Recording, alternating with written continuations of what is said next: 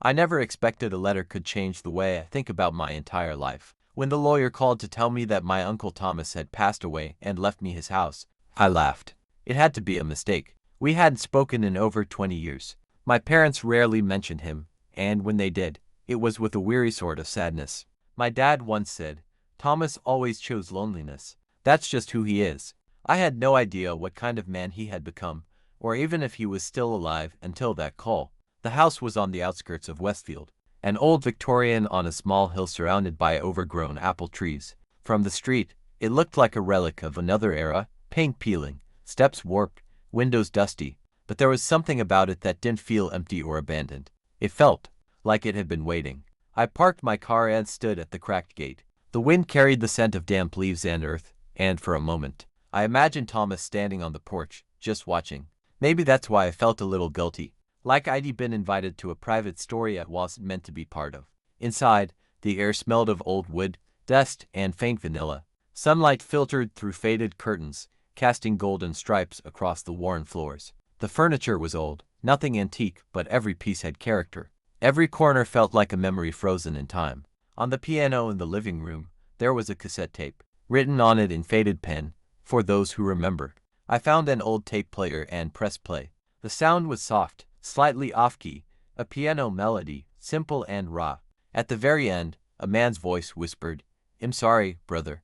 I froze. I didn't know what I expected to hear, but certainly not that. His voice was tired, quiet, almost fragile, and yet there was honesty in it, regret that had been waiting for decades to be said.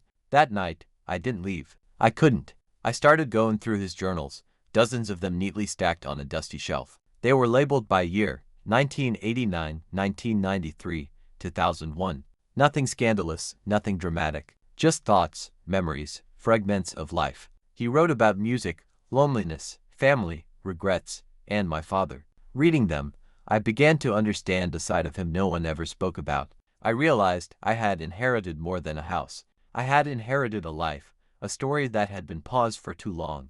The next morning, I called Lisa. Lisa is my girlfriend. We've been together for nearly 3 years. She's a designer. And not just any designer. She has an uncanny ability to see potential in the broken, the abandoned, the overlooked. Where I hesitate, overthink, and wait for the right moment, she acts. She has this combination of gentleness and determination that has always amazed me. I told her about the house, the cassette, the journals, and the letter from the lawyer. She didn't laugh. She didn't question it. She simply said, "Let's go. I want to see it with you." When she arrived, she moved through the house as if listening to it. Her fingers traced the edges of old furniture. Her eyes lingered on cracks in the walls. She stopped in the living room, looking at the piano, then back at me. "This house, it feels like it's waiting for someone to love it again," she said. Her voice was soft, but there was a certainty in it that I envied. We started visiting every weekend. Lisa cleaned, opened windows, dusted off old surfaces, and planted small pots of lavender by the windows. I repaired wiring, patched the roof, and occasionally just wandered through rooms, touching the wood and imagining Thomas walking through the same spaces. One day, she brought down a dusty box from the attic. "Look at this. Old photo films. I wonder who's in them." We developed them and found a small gallery of Thomas' life, and fragments of my own. Pictures of him with my father, him alone, him laughing, and one photograph that made me stop cold. Him holding me as a baby.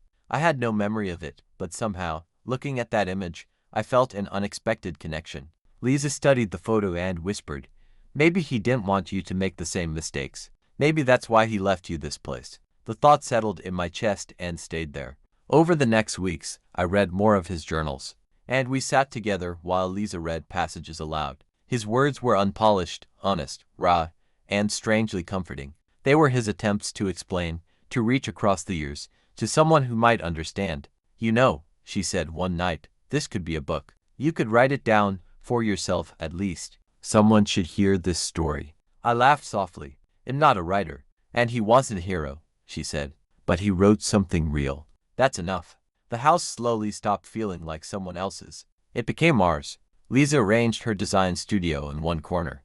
We put a coffee machine in the kitchen, hung light curtains, and slowly brought the house back to life. Sometimes, when I came home from work, she would already be there, barefoot, in old jeans, painting a wall, moving furniture, humming quietly. Decided to repaint the living room, she said one evening. This color felt too sad. It wasn't just a renovation anymore. It was a continuation. A life breathed into a house that had been waiting for someone who could finish Thomas' story. Then one day, while exploring the basement, I found an envelope labeled, "For those who choose to stay." Inside were a small tape recorder and a note. If someone manages to love this house again, then I didn't live in vain. Everything here is yours now. Take care of it, because I took care of it for you. Lisa sat quietly as I read it. After a long pause, she said, "He knew someone would come. Maybe he didn't leave it for money or for an heir. He left it for someone who would listen." And I realized she was right. We stayed, initially for a summer, then for good. Neighbors began stopping by, bringing pies and sharing stories of Thomas. Everyone said the same thing. He was kind, but always a little sad. An old retired mailman added, "He always said the house was waiting for someone. Never said who." I knew now who that someone was. Weeks turned into months, and every visit revealed more of Thomas. His journals weren't just random musings, they were a chronicle of a life I never knew. Full of music, small victories, regrets, and lonely nights. I discovered that he had been a musician in his youth, never famous, but talented enough to teach a few students and compose pieces that no one would ever hear. Outside his living room, he wrote about performing at small community events, about the fear of never being understood, about watching my father grow up and feeling both pride and helplessness. One entry stood out. "I wanted to be close, but my pride kept me apart. I watched from a distance, hoping he'd need me less than I needed him. But pride is a cruel friend." Reading these words, I realized the depth of his loneliness. Thomas had chosen isolation, not because he hated the world, but because he didn't know how to forgive himself for a past argument with my father. That same argument had shaped the course of my own life indirectly, by keeping us apart. Lisa noticed how quiet I'd become after reading his entries. She sat beside me one evening on the creaky couch in the living room, running her fingers over the dusted armrest. "You're taking it all in," she said softly. "It's like meeting a stranger who was supposed to be family," I admitted. She smiled, resting her head on my shoulder. Her presence was grounding, a bridge between the past and the life I was trying to build. We began restoring the house not just physically, but emotionally. Lisa set up her design studio in one of the sunniest rooms, bringing plants, paint, and energy that made the place feel alive. I started cataloging Thomas' journals, copying passages that resonated with me. I didn't intend to publish anything, I just wanted to preserve the story of a man who had quietly loved his family from afar. The neighbors slowly started to notice our presence. Mrs. Coleman, who lived 2 houses down, waved from her porch every morning and occasionally brought freshly baked bread. Mr.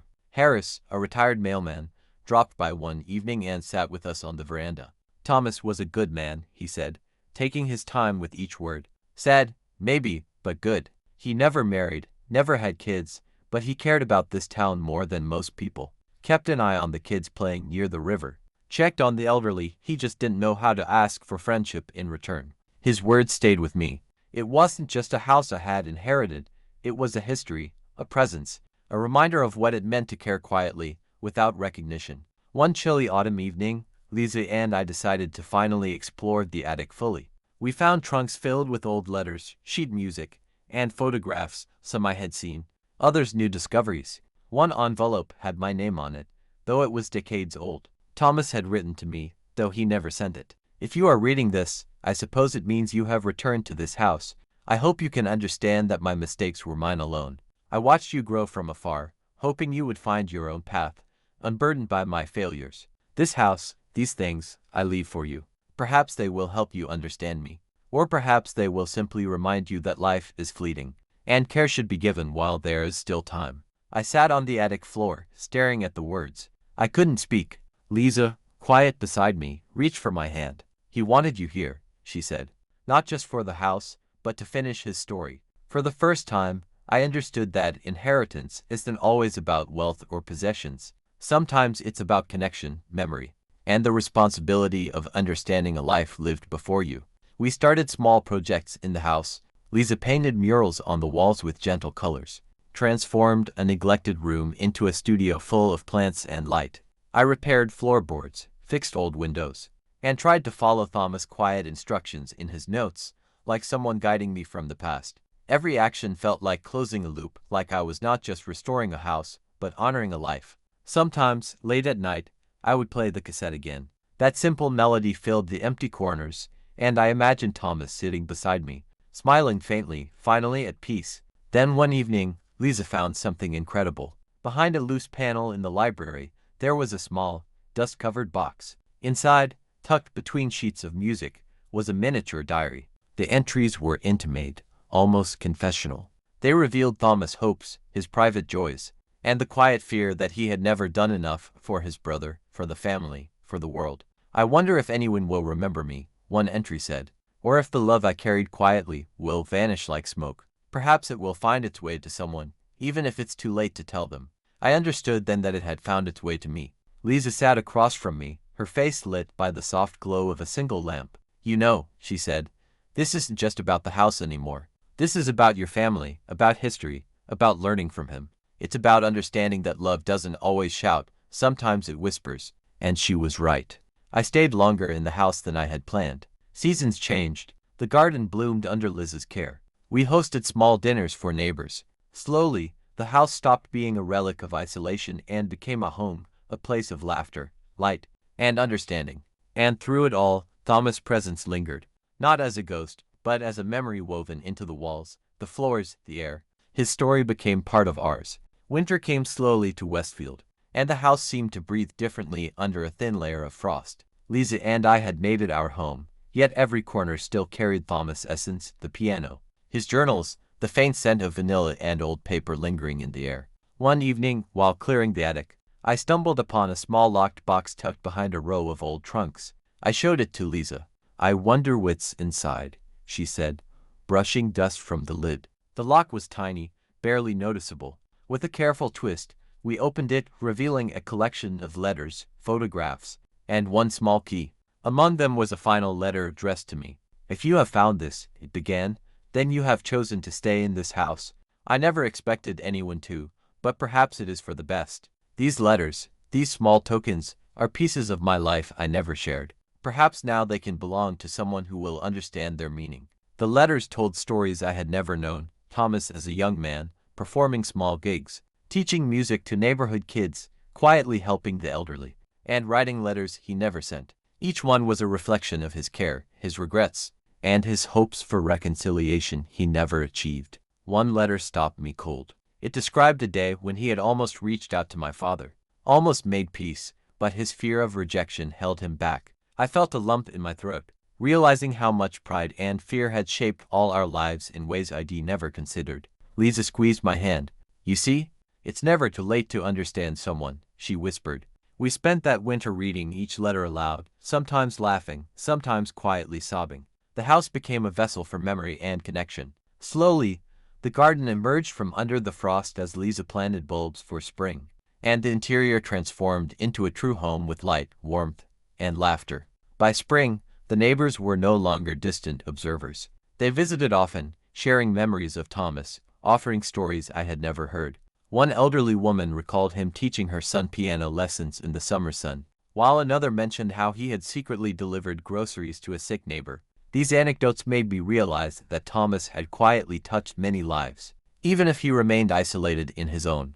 One late afternoon, I sat by the piano, Lisa beside me, and played the tape once more. The familiar melody filled the room, gentle and imperfect. "He wanted someone to finish his story," Lisa said softly. "I think we're doing that," I replied, realizing she was right. As we settled fully into the house, our own life began to intertwine with Thomas' legacy. I continued copying his journals, sometimes writing my own reflections in the margins.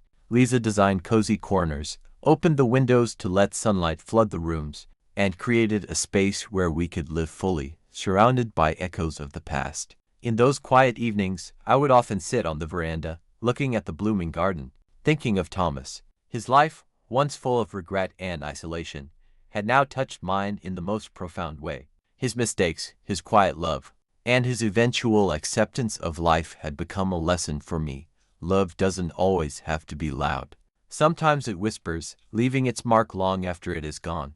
By the time summer returned, we hosted our first small gathering in the garden. Neighbors, friends, even a few distant relatives came to see the house and hear its stories.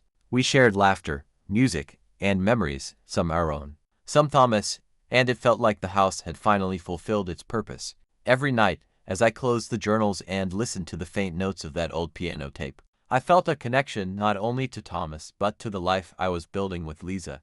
The house was no longer just a relic of the past, it was a living testament to family, memory, and second chances. One evening, as the sun dipped low and cast golden light across the living room, I held Liz's hand and whispered, "Thank you, Thomas. I stayed. I think you would have been proud." And in that quiet, warm moment, I understood something fundamental. Inheritance isn't just about possessions. Sometimes it's about receiving a life lesson wrapped in a house, a melody, and the legacy of someone who quietly loved the world in his own way. The house had given me more than walls and furniture. It had given me connection, understanding, and a home. And most importantly, it reminded me that even lives that seem isolated, silent, or unfinished can leave an enduring mark if only someone is willing to listen. I never thought a house could teach me so much, but Thomas' house did, and I will carry it with me, every note, every word, every quiet whisper, for the rest of my life.